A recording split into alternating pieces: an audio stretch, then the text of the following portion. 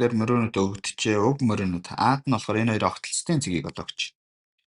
За тэгвэл энэ хоёрын огтлцлын цэгийг олохын тулд энэ хоёр функцийн хооронд нь тэнцвүүлчээ x байна гэсэн. За энэ дээрээс тодорхойлогдох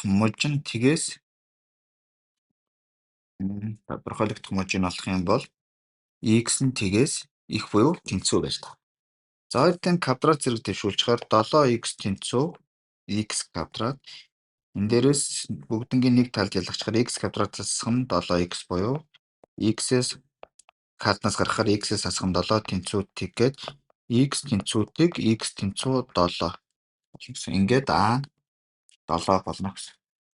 За одоо дараа нь энэ пункт ба уг функцийн цэгт x тэнцүү 7 ацаас цэг татсан шүргэгч чулуун ба o2 нэглэгөөр хүрээлэгдсэн дүрсийн талбайг олгож.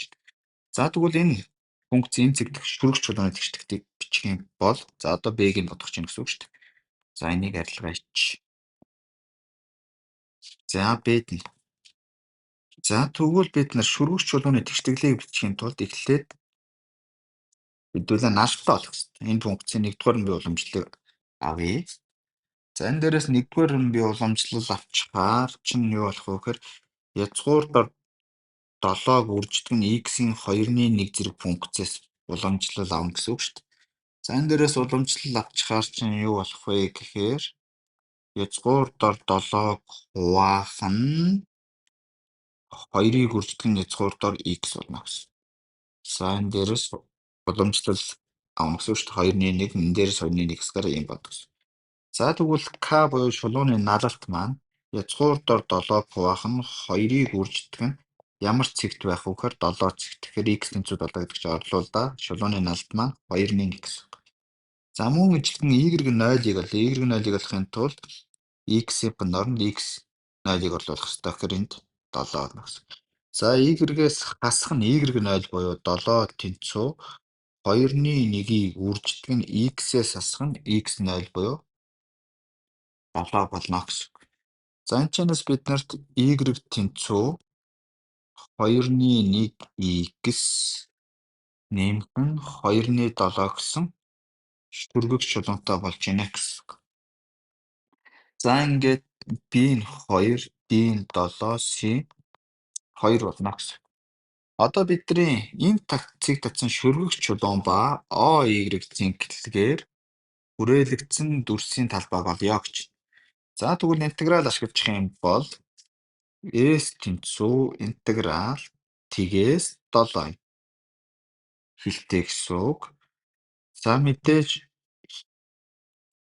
y тэнцүү язгуурдаар 7x энэ хоёрын алинаас нь алийг асах вэ гэхээр x-ийн оронд тгээс 7-гийн оронд тоо аваад орлуулахад аль их байх хэвээр. За энэ дээрээс 5-ыг аваад орлуулахаар эн чинь 2-13-ийн 5 35 гэдэг чинь 35-аас чинь 6-аас багтаа орно гэдэг чинь энэ дээр их байна гэсэн үг шүү дээ. Тэгэхээр 2-1 x дээр нэмэх нь 2-7 бас хасах нь язгуурдаар 7x dx. За энэ интегралыг бодсон. За энэ интегралыг бодчих юм бол энд юу болох вэ гэхээр 2-1-ийг хуваах нь 4 гэдэг чинь 4-1 x-ийн квадрат нэмэх нь 2-7x хасах нь язгуурдаар 7-г үрждэг нь 2 хуваах нь 3 болно. Үрждэг нь x-ийн 2-3 зэрэг болно. Зэрэг нэгээр нэмэгдэнэ. Ингээд тгээс 7 хэлдэг.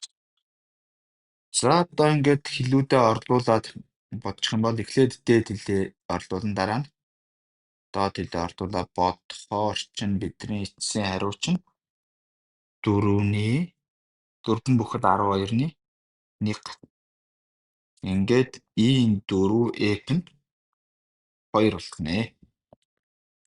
За одоо дараа нь бид нарт c нь болохоор y тэнцүү язгуурдаар 7x болон y тэнцүү x хооронд үүсэх дүрсийн талбай. Дүрсийг o(x) нэглээд тойруулан эргүүлэхэд эргэлтийн бие эзлэх юм гэсэн. За эргэлтийн бие эзлэхүүнийг олохдоо b тэнцүү p-г үрждэг нь интеграл.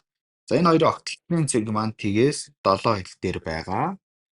За тэгээд энэ хоёрын алин дээрээ байх вэ гэхээр чинь За эргүүлээд үүснэ гэдэг чинь язгуур дор 7x-ээс хасах нь x байна гэсэн үг. За тэгээд эргэлтийн бие эзлэх учраас эндээ квадрат. Ингээд бидний dx тэнцүү интегралыг бодно гэсэн. Ингээд p тэнцүү p гүрждэг нь тгээс 7-тай квадрат зэрэг дэвшүүлчихээр чинь язгуурууд нь хураагч нь гэхэр чинь 7x-ээс хасах нь x-ийн квадрат dx гэсэн үг. За энэ интегралыг бодохоор чинь 7x-ийн квадратыг хуваах нь 2 дээр нэмэх нь 2-оос хасах нь x-ийн кубыг хуваах нь 3 гээд тгээс 7 илтэй гэдэг чинь энийг одоо цааш нь бодчих юм бол эхлээд 7-г орлуулан дараа тгийг орлуулаад бодчихоор бидний эргэлтийн бие эзлэх хүн маань 57 бохол 6-1 p авна. Ингээд энд 7, энд 6 гэсэн хариутай байна. За энд ямар төсөөл хийх гээд байна вэ гэвэл биднэрт координатын тэнхлэг дээр харах юм бол энд x тэнхлэг байна. Энд y тэнхлэг байна. За язгуур дор 7x функцийн график юм морин хэлбэртэй байна. За энд 7 гэдэг цэг. За энэ дээр огтлж байгаа цэг гэсэн. За энэ огтлж байгаа цэг маань ингээд шулуунаар огтлох юм бол энэ байна гэсэн үг шүү дээ. За энийг тэгшинтэйгээр нэг эргүүлнэ гэдэг чинь ингээд үүснэ гэсэн. Энд нэг юм эргэлтийн бие эзлэхэн гарч байгаа. Тэгэхээр энд үүсэж байгаа энэ биетүүдийн эзлэхүүнийг гэсэн гэдэг чинь гадна талын том биетийн эзлэхүүнээс дотор талын конусын эзлэхүүнийг гэсэн гэсэн. За тэгвэл эргэлтийн бие эзлэхүүнийг олохдоо b тэнцүү p гүрждэг нь интеграл. За тухайн байгаа цэг a-гаас b e под x энэний квадрат dx гэж